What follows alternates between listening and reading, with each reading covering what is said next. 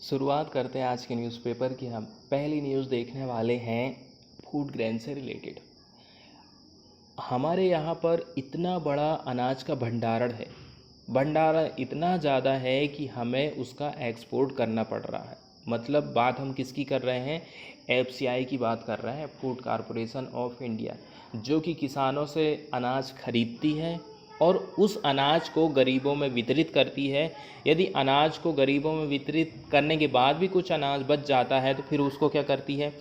NGO है, state government है, इनको वो बेचने का काम करती है। दूसरी बात ये है, इनका एक्सपोर्ट भी किया जाता है अपने स्टोरेज को खाली करने के लिए। एफसीआई ये काम भी करती है। अब इस न्यूज़ में ये बताया गया है कि एक तरफ तो कोरोना की महामारी चल रही है, जिसके चलते चलते ठीक है, लोगों ने एक ऐसे व्यक्ति को खो दिया है जो कि घर का मेन था कमाने वाला। दूसरी बात यह है, अब काम भी नहीं मिल रहा है। जब लॉकडाउन लगा हुआ है, सब कुछ फैक्ट्री वगैरह बंद है, तो लोगों को वर्क नहीं मिल पा रहा है। तो कुल मिला के आप ये कह सकते हो कि भुखमरी वाली कंडीशन चल रही है देश में, तो ये हाल है। और दूसरी तरफ गवर्नमेंट ने क्या किया है? एक्सपोर्ट किया है। इसका मतलब तो यही हुआ ना कि सरकार क्या कर रही है? गरीबों के प्रति उदासीनता अपनी दिखा रही है। इस न्यूज़ में ऐसी बात कही गई है। इसके बाद आज की जो चर्चा की गई है ना, ये की गई है, एक ग्रुप है एडवोकेसी ग्रुप, जिसको राइट टू फूड कैंपेन हम कहते हैं, इसकी तरफ से ये बातें बताई गई हैं। राइट टू फूड कैंपेन की शुरुआत होती है 2001 में। सुप्रीम कोर्ट में एक याचिका दायर की जाती है। ठीक है, ये याचिका दायर की जाती है PUCL के द्वारा। राजस्थान की एक, आप इसको संस्था कह सकते हैं। इसने सुप्रीम कोर्ट में याचिका दायर की थी 2001 में कि हमारे यहाँ जितना भी अनाज का भंडारण रखा हुआ है उसको शीघ्र अतिशीघ्र गरीब लोगों और भूखमरे लोगों में इसका वितरण किया जाना चाहिए।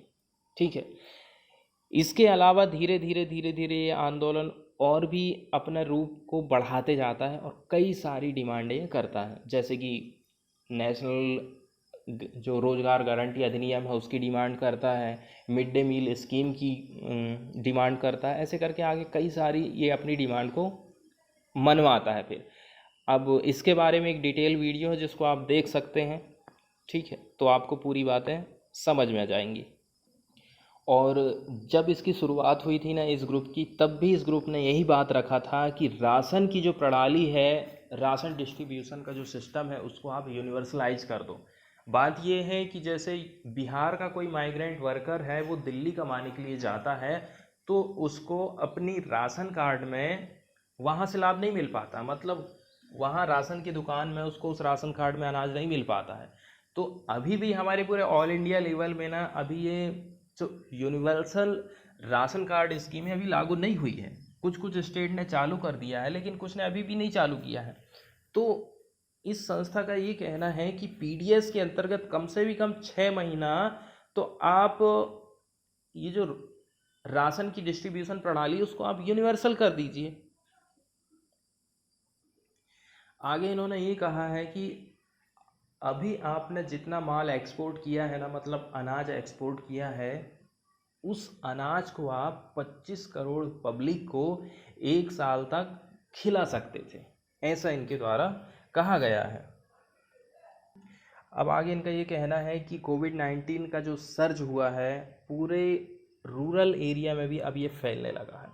और लॉकडाउन हमारे मोस्ट ऑफ पार्ट में कंट्री में देखने को मिल रहा है, जिसके कारण इकोनॉमिक की जो डिस्ट्रेस है ना, वो बहुत ही ज़्यादा ख़तरनाक कंडीशन में पहुंच गया है। स्पेशली कहाँ पर? जो इनफॉर्मल सेक्टर में काम करने वाले वर्कर हैं ना, उनके ऊपर, जो रोज़ कमाते और रोज़ जो खाते हैं, उनके ऊपर सबसे ज़्यादा इसका इफेक्ट पड़ा है।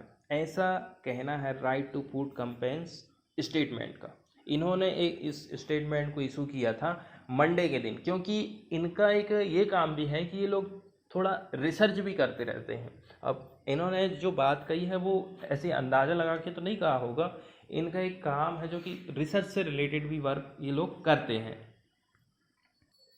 आगे इनका कहना है कि सिचुएशन जो है ना वर्स हो गई है, बिल्कुल बेकार कंडीशन हो गई है 2020 की यदि आप तुलना करोगे तो, क्योंकि लार्ज नंबर ऑफ जो हाउस होल्ड है ना अभी डील कर रहे हैं इलनेस के कारण, एंड हेल्थ केयर में जो पैसा है ना बहुत ज़्यादा उनको खर्च करना पड़ जा रहा है, और जॉबलेस बहुत ज़्यादा हो गई हैं, और जो पैसा उनको मिल रहा है वो बहुत ही कम मिल रहा है। ठीक है, अब हम बात करते हैं PMGKAY।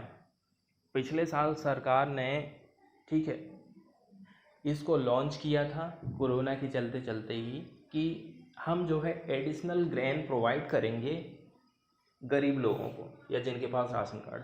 तो दिक्कत यही हो गई है ना, ये जो स्कीम है जिसमें सरकार कहती है हम 5 किलो एक्स्ट्रा अनाज प्रोवाइड करेंगे, जो उनको मिल रहा है वो तो मिलेगा ही, लेकिन एक्स्ट्रा अनाज भी हम प्रोवाइड करेंगे। तो ये स्कीम केवल उन्हीं के लिए है जिनके पास में राशन कार्ड है। अब जिनके पास राशन कार्ड नहीं है, जिनका राशन कार्ड बनने वाला है, उन लोगों का क्या होगा? वो लोग तो मजबूर हो जाएंगे ना।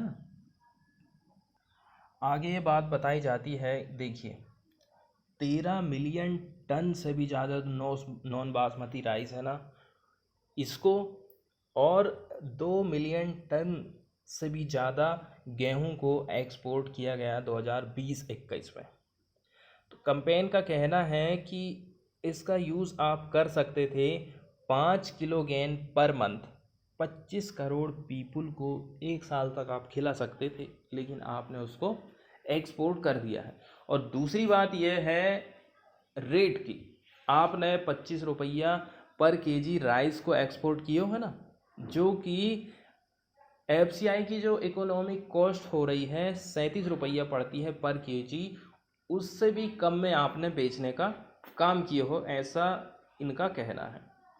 फूड ग्रेन स्टॉक की यदि हम बात करें FCI के वेयर हाउस में, तो अभी रिकॉर्ड बना रहा है 100 मिलियन टन का। ठीक है, इसके बाद वाली न्यूज़ हम देखने वाले हैं सुप्रीम कोर्ट से। सुप्रीम कोर्ट में अभी कई सारी याचिकाएं दायर की जा रही हैं, जैसे कि people are dying because of lack of food, rickshaw pullers, vendors and other unorganised worker are starving, भूख से मर रहे हैं। इस प्रकार से कई सारी याचिकाएं सुप्रीम कोर्ट में दायर की गई हैं। तो इसी के चलते चलते सुप्रीम कोर्ट का कहना है जो माइग्रेंट वर्कर है ना वो अपने घर को जाना चाहते हैं। ठीक है, टॉप कोर्ट ने एक याचिका की सुनवाई की थी जिसमें राशन, फूड, ठीक है, ये सारी चीज़ें लेबर्स को प्रोवाइड करने की बात कही गई थी। उनका ऐसा कहना है कि देखो, आपने नेशनल वाइड लॉकडाउन 2020 में लगाए थे, चाहे वो नेशनल वाइड रहा हो चाहे 2021 का मिनी लॉकडाउन रहा हो, साइकोलॉजिकल जो कंडीशन है, ठीक है, एटीट्यूड ऑफ द जो माइग्रेंट वर्कर है ना वो सेम टू सेम है, वो अपने घर वापस जाना चाहते हैं, ऐसा सुप्रीम कोर्ट का कहना है। ठीक है, तो ये सुनवाई सुप्रीम कोर्ट ने करी है कि देखिए लेबर्स की जो माइग्रेंट लेबर्स की जो फैमिलीज़ है ना वो मैरूंड हो गई, असहाय हो गई हैं बिग सिटीज़ में। ठीक है, ड्राई राशन, पका हुआ भोजन, पब्लिक ट्रांसपोर्ट, ये सारी चीज़ों की उनको बहुत ज़्यादा समस्याएं जा रही हैं।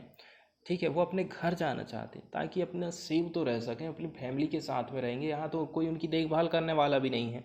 ठीक है, और दूसरी बात काम धाम बंद है तो अपने रूम का किराया भी तो देना पड़ेगा, वो कहाँ से देंगे? खाने पीने की तो बात है ही। ठीक है, सरकार ऐसा कह रही थी कि 2021 की कंडीशन अलग है और इस साल की कंडीशन अलग है। ठीक है, क्यों? क्योंकि 2021 में नेशनल वाइड लॉकडाउन हमने लगाए थे, इस बार लॉकडाउन लगा रही सरकारें, इसलिए कह रही कि वो अलग है। अब सरकार की तरफ से आप सुनिए। ठीक है, सरकार कह रही है कि हमने तो कंट्रोल रूम खोल दिए हैं, लेकिन अब इसके बाद रिस्पॉन्सिबिलिटी बन जाती है राज्य सरकारों की कि वो प्रोवाइड करें पका हुआ भोजन जो माइग्रेंट वर्कर हैं, परेशान जो हो रहे हैं उन लोगों को। ठीक है, अब लेकिन दिक्कत ये हो गई है कि सहायता केवल उनको ही मिल रही है, वो लोग ही कवर किए जा रहे हैं जिनके पास में राशन कार्ड है।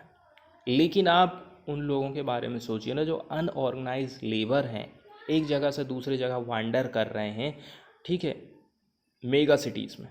अब उनसे तो आप एक्सपेक्ट नहीं कर सकते ना कि उनके पास राशन कार्ड होगा। इसके बाद वाली न्यूज़ आप देख रहे हैं कोवैक्सीन से रिलेटेड। कल ही हमने एक न्यूज़ देखा था, उसमें ये बात सामने आई थी कि ये जो यूरोपियन यूनियन है, ठीक है, यदि यहाँ पर कोई व्यक्ति इंडिया का जा रहा है, मतलब चाहे वो जाए अपना टूरिज्म के हिसाब से, ठीक है, टूरिज्म के हिसाब से यदि वो जा रहा है, यदि उसने कोवैक्सीन की डोज लिया है तो उसको अलाउ नहीं किया जाएगा। इसी के चलते चलते अब कंपनी जो बना रही है वैक्सीन, उसको चिंता हो गई। तो इसी के चलते चलते भारत सरकार ने एक प्लानिंग किया कि हम एक ऐसा काम करते हैं, WHO से इसके इमरजेंसी यूज़ के लिए अप्रूवल ले लेते हैं। यदि WHO इसको अप्रूवल दे देगा तो अब जो लोग कोवैक्सीन की डोज लिए हैं वो कहीं भी ट्रैवल कर सकते हैं, ठीक है। तो इसी से रिलेटेड कोवैक्सीन ने अपना पेपर वर्क 90% तक कंप्लीट कर लिया है, जो भी उसको सबमिट करना है WHO के पास में। बाकी का जो बचा काम है, उनका कहना है कि हम जून के महीने में पूरा कर लेंगे, ठीक है। आज की ये न्यूज़ यही कहती है। इसके बाद वाली न्यूज़ आप देखने वाले हैं IIT दिल्ली से रिलेटेड, ठीक है। IIT दिल्ली एक सेंटर को खोलने वाली है जिसका नाम रहेगा ऑप्टिक एंड फोटोनिक सेंटर।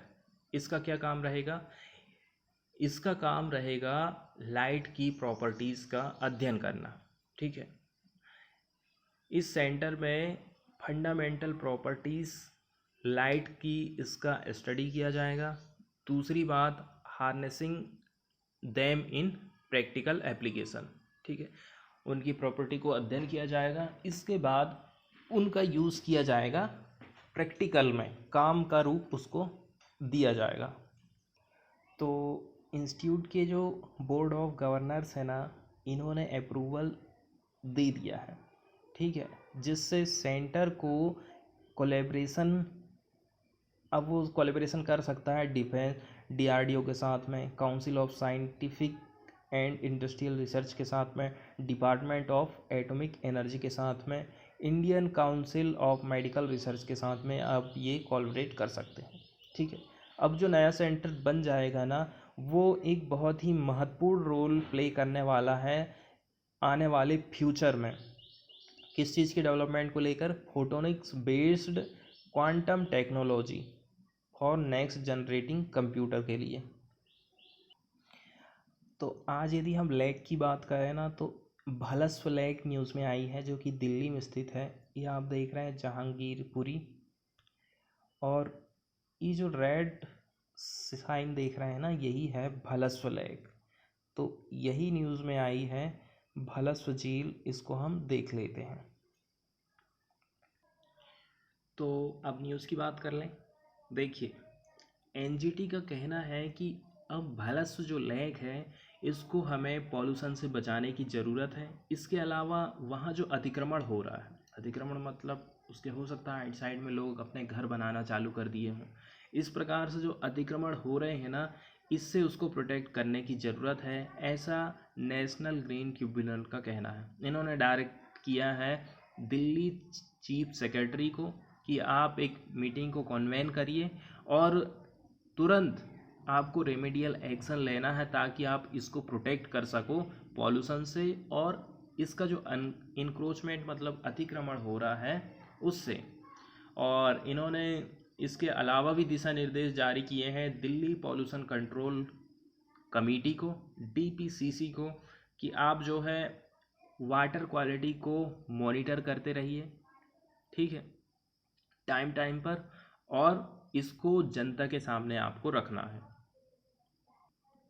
अब हम बात कर लेते हैं नेशनल ग्रीन ट्रिब्यूनल की, जिसको राष्ट्रीय हरित अधिकरण भी कहा जाता है। इसकी स्थापना 18 अक्टूबर 2010 को राष्ट्रीय हरित अधिकरण अधिनियम नेशनल ग्रीन ट्रिब्यूनल एक्ट 2010 के माध्यम से की गई थी, ठीक है। इसकी स्थापना के साथ भारत स्पेशलाइज्ड एनवायरमेंटल ट्रिब्यूनल स्थापित करने वाला दुनिया का तीसरे नंबर का, और विकासशील देशों में देखा जाए तो हम नंबर 1 बन गए हैं। इससे पहले केवल ऑस्ट्रेलिया और न्यूजीलैंड में ही ऐसे किसी बॉडी की स्थापना की गई है। इसकी स्थापना का मुख्य उद्देश्य है पर्यावरण से संबंधित जो भी निपटारा है उसको तेज़ी से किया जा सके। ऐसा नहीं होना चाहिए कि चाहे पर्यावरण से रिलेटेड हो, चाहे बैंक से कोई बैंक का पैसा वापस नहीं कर रहा उससे रिलेटेड हो, सारी चीज़ें एक ही अदालत में सुनवाई हो रही है।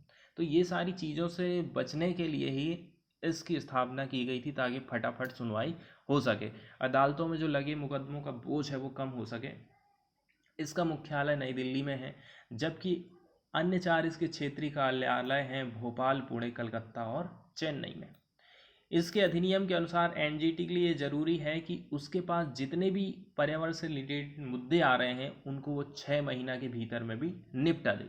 यदि हम इसकी संरचना देखें तो इसमें अध्यक्ष, न्यायिक सदस्य और विशेषज्ञ सदस्य भी शामिल होते हैं। इनका कार्यकाल 5 साल का होता है। किसी भी सदस्य को पुनः पद पर नियुक्त नहीं किया जा सकता है। अध्यक्ष की नियुक्ति करता है भारत का मुख्य न्यायाधीश के परामर्श से केंद्र सरकार करती है। न्यायिक और जो विशेषज्ञ सदस्य रहते हैं इनके लिए सेंट्रल गवर्नमेंट एक कमेटी बनाती है, वो कमेटी ही इन लोगों का सिलेक्शन करती है। और ये ज़रूरी है कि इस बॉडी में कम से कम 10 और ज़्यादा से ज़्यादा 20 पूर्णकालिक न्यायिक सदस्य और विशेषज्ञ होने चाहिए। अब हम बात कर लेते हैं इसकी क्या क्या पावर है और क्या क्या इसका अधिकार क्षेत्र है। देखिए, इसका एरिया बहुत बड़ा है। अब बड़ा कैसे है? क्योंकि ये वो सारे मामलों की सुनवाई कर सकता है जिसमें डायरेक्टली या फिर इनडायरेक्टली इन्वायरमेंट से रिलेटेड इशू शामिल है। ठीक है, इसमें इन्वायरमेंट से रिलेटेड जो कानून है, कानूनी अधिकार हैं, उनको ये लागू करवाने का काम भी करता है कि आपको ऐसा करना ही पड़ेगा। दूसरी बात ये है, ये एक वैधानिक निकाय है। इसका मतलब ये हो गया कि इसके पास अपीलीय क्षेत्राधिकार भी है, जिसके तहत वो सुनवाई कर सकता है। अब कोड ऑफ सिविल प्रोसीजर 1908 की यदि हम बात करें तो इसको पालन करने के लिए एनजीटी बाध्य नहीं है। ठीक है, अब यदि ये कोई भी आदेश दे, निर्णय ले, तो इसको ध्यान रखना पड़ता है कि सस्टेनेबल डेवलपमेंट, ठीक है, और प्रिकॉशनरी और पोल्यूटर पेस मतलब भुगतान आदि सिद्धांत को ये माइंड में रख के काम करता है। दूसरी बात यह है, पर्यावरण प्रदूषण या किसी भी पर्यावरणीय क्षति होती है तो इससे जो पीड़ित पक्ष है उसको क्षतिपूर्ति आपको देना पड़ेगा, ऐसा इसका कहना है। क्षतिग्रस्त संपत्ति की बहाली, उसका पुनर्निर्माण भी इसके द्वारा करवाया जा सकता है। ठीक है, अब ये जो भी आदेश देता है ना, इसको आप ये समझ लो कि आपको न्यायालय ने ही आदेश दिया है।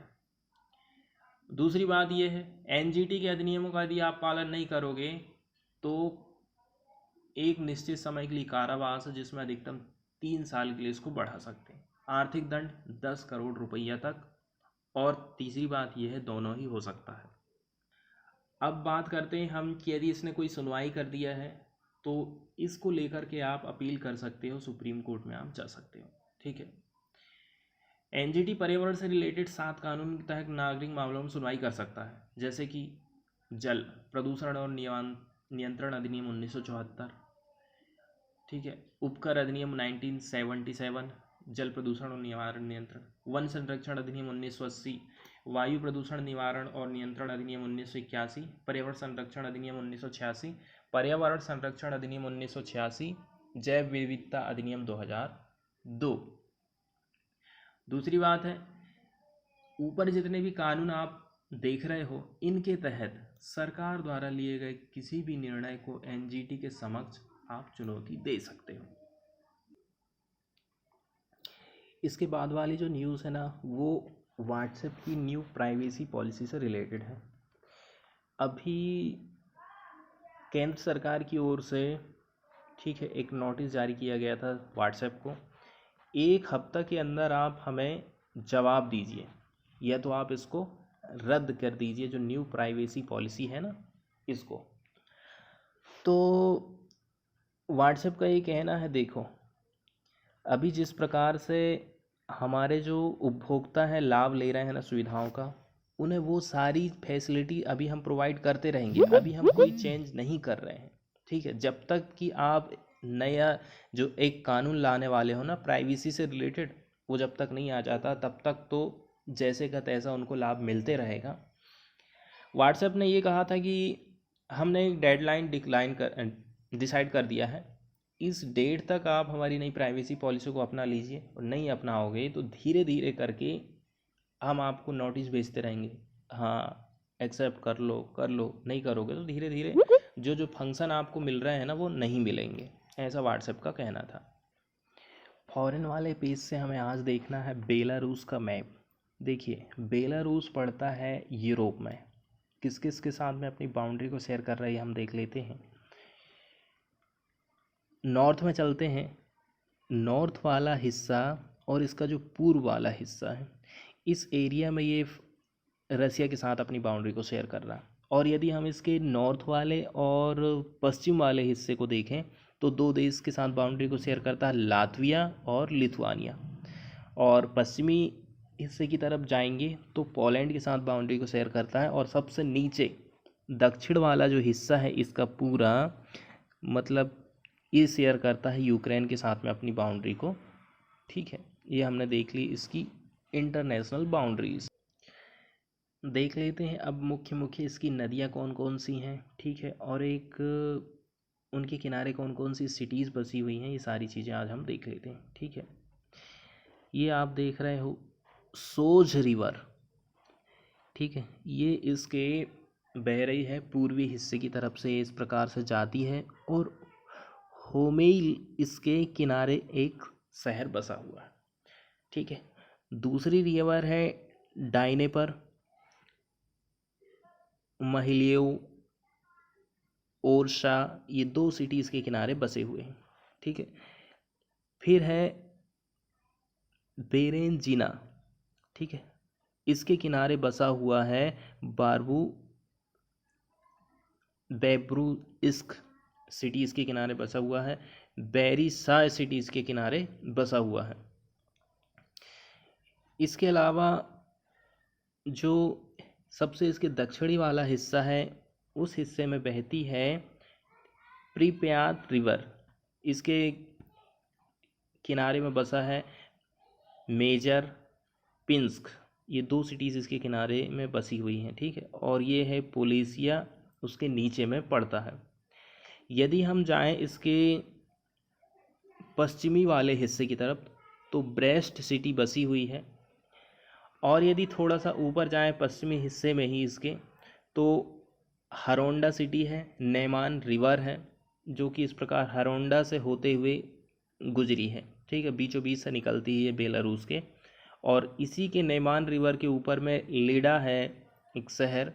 ठीक है, अब हम जाते हैं इसके पूर्वी वाले हिस्से में, तो ये आपको बेलारूसियन रिज दिखाई दे रहा है। ठीक है, यह हिस्सा इसका पड़ता है लगभग इसका नॉर्थ वाला हिस्सा और इसका जो पश्चिमी वाला हिस्सा है, इस एरिया में ये रिज इस प्रकार से फैला हुआ है। ये इसकी राजधानी है मिन्स्क। और यदि हम नॉर्थ की तरफ जाएं तो रिवर बहती है नॉर्थ में डगावा, इसके किनारे बसा है पोलाटस्क सिटी और विटिबस्क, ये सिटी हैं और ये पूरा एक्रॉस में बह रही है, हम देख रहे हैं। थोड़ी सी यदि हम इसकी हिस्ट्री की बात करें ना तो बेलारूस ये ईस्टर्न यूरोप में पड़ता है। ठीक है, ये इंडिपेंडेंट हुआ था 1991 में। ठीक है, बेलारूस पहले ये जाना जाता था बेला रसिया के नाम से, या फिर इसको वाइट रसिया भी कहा जाता था। ये था स्मॉलेस्ट ऑफ 3 स्लाविक रिपब्लिक, जिनमें क्या शामिल था, सोवियत यूनियन हो गया। ठीक है, लार्जर दो कौन कौन, बीइंग रसिया और यूक्रेन। तो अब हम देख लेते हैं न्यूज़ को।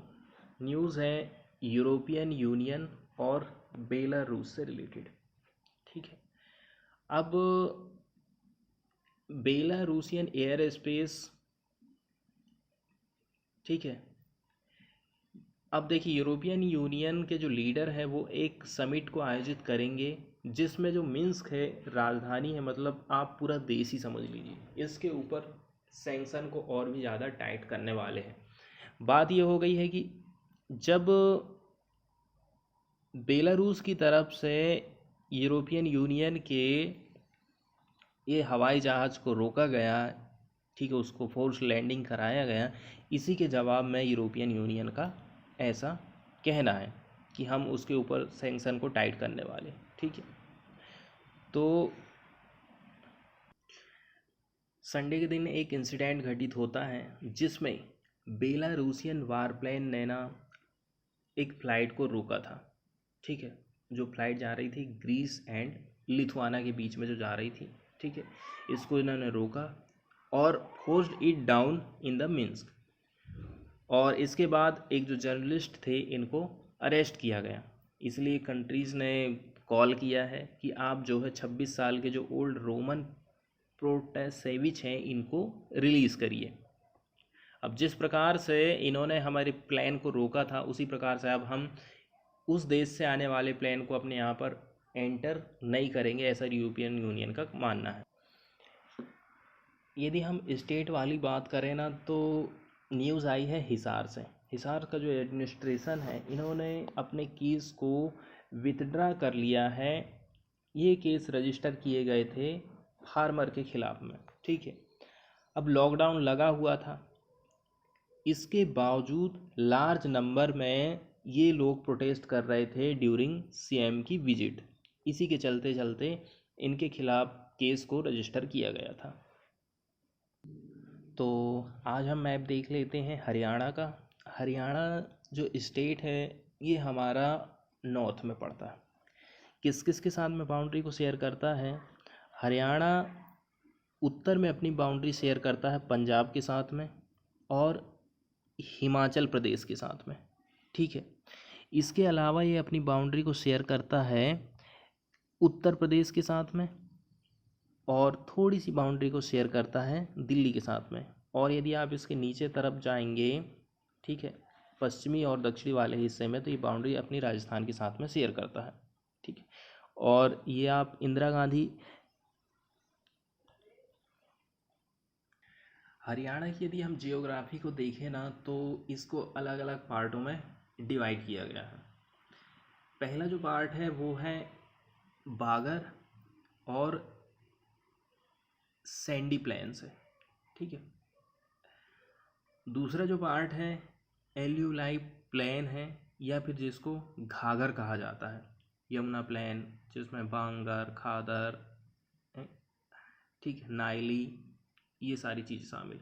इसके बाद अरावली आउटलायर्स हैं, ठीक है। इसके बाद है शिवालिक और सबसे नीचे में है फिर फुट हिल जोन। आज हम हरियाणा से गुजरने वाली प्रमुख नदियों के बारे में देख लेते हैं। देखिए हरियाणा की अपनी कोई बारहमासी नदी नहीं है, ठीक है। राज से होकर बहने वाली जो महत्वपूर्ण नदियाँ जैसे यमुना, सरस्वती और घग्गर हैं, ये नदियाँ हरियाणा में सिंचाई के स्रोतों में से एक हैं। अब हम देख लेते हैं प्रमुख नदियों के नाम। सबसे इम्पोर्टेंट जो नदी है वो है यमुना नदी। घग्गर, सरस्वती, दोहन, डांगरी, कृष्णावती, साहिबी, मारकंडा, चेतंग, राक्षी और इंदौरी।